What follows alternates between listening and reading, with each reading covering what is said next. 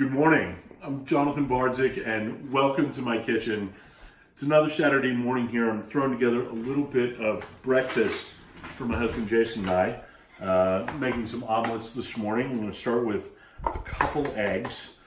I love really good farm fresh ingredients, but I still think at the end of the day the best recipe is the one that someone really enjoys. So while I am using these fresh eggs that I got from my friend Tim at Ashton Farms, and my egg is going to have a little bit of this Gruyere cheese. It's a lot of the flavor profile that we think of Swiss cheese. It's a Swiss Alpine cow's milk cheese, kind of nutty, a little bit of sharpness to it.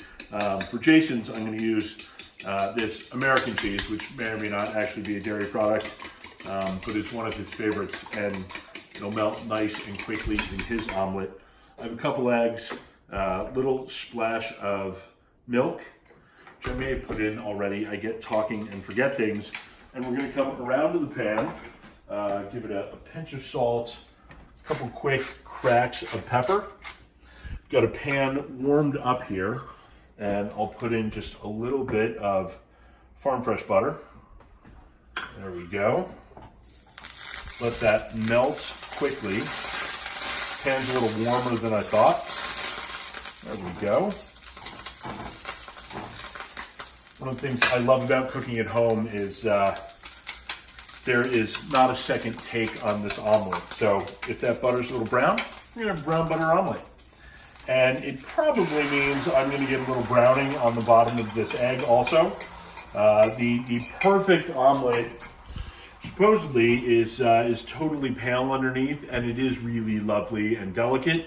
I'm about 50-50 on whether I can nail that or not, or whether my pan gets a little too hot. And they taste delicious either way. I'm gonna get a little bit of this egg underneath, just so this cooks up a little faster and there's a chance for a little less browning under there. And while that finishes cooking, we get the cheese on so that that can melt. There we go. A little bit of ham.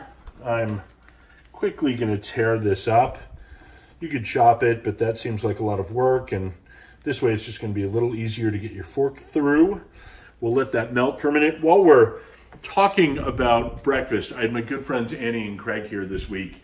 They were here with their children, Alex and Gwen. We had a wonderful visit. And I wanted to make a quick special breakfast one morning, and because of a coming snowstorm, I had not had the chance to go out and get Cheerios, which is sort of their go-to breakfast. So I did my go-to breakfast, which is homemade scones. And admittedly, these are a little bit of a cheat. Homemade scones can be ready in 25 to 30 minutes. That's both making them, throwing them in the oven, and getting them out nice and warm and ready to serve. I'll show you my recipe for them in just a minute. I think Jason's omelet is just about done. You'll notice that even without a non-stick pan, this omelet is sliding around easily, and we will tip it right out onto a plate. Turn that out. I've got the oven on warm. We'll put that in so that Jason gets some hot food. And let me show you my scone recipe. So the scone recipe that I use is not actually mine, although it is in my cookbook, Seasons to Taste, but it's a wonderful recipe that I got from my friend Jen Sullivan. In the book, it's got a little pinch of cardamom in it, and is paired with some strawberries and whipped cream for strawberry shortcakes. The batch that I made for Annie and Craig and Gwen and Alex on Wednesday morning had some maple sugar and a little pinch of cinnamon in it.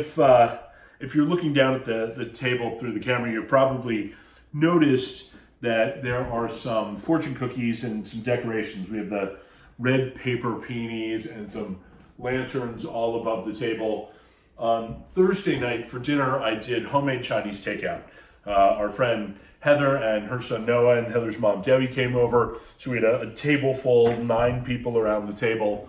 And I started making Chinese food takeout years ago. I had made a commitment to my husband Jason on vacation, one of those commitments where you've had a few too many drinks the last night of vacation while standing in the pool at sunset. drinking rum, and said I'd give up takeout.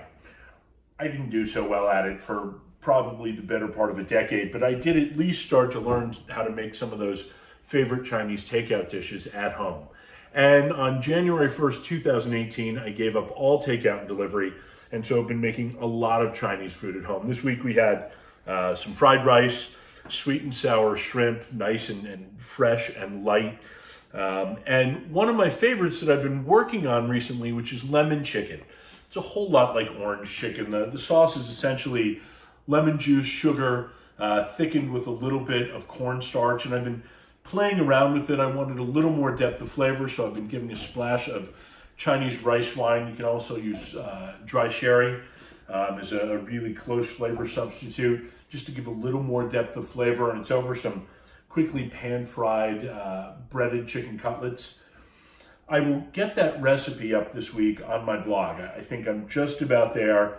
I need to actually measure the ingredients that I'm using so I can deliver a reasonable recipe to you. I'm headed up to Massachusetts this week. I'm going to be hanging out with my mom and dad up there, and I will test the recipe one more time, take some photos. I'll get it up on my blog, which is at jonathanbardzik.com, and you can find it there later this week. Thanks for joining me this morning. I hope you have a wonderful week. Find lots of joy both in and out of the kitchen. Thank you. Have a great Saturday.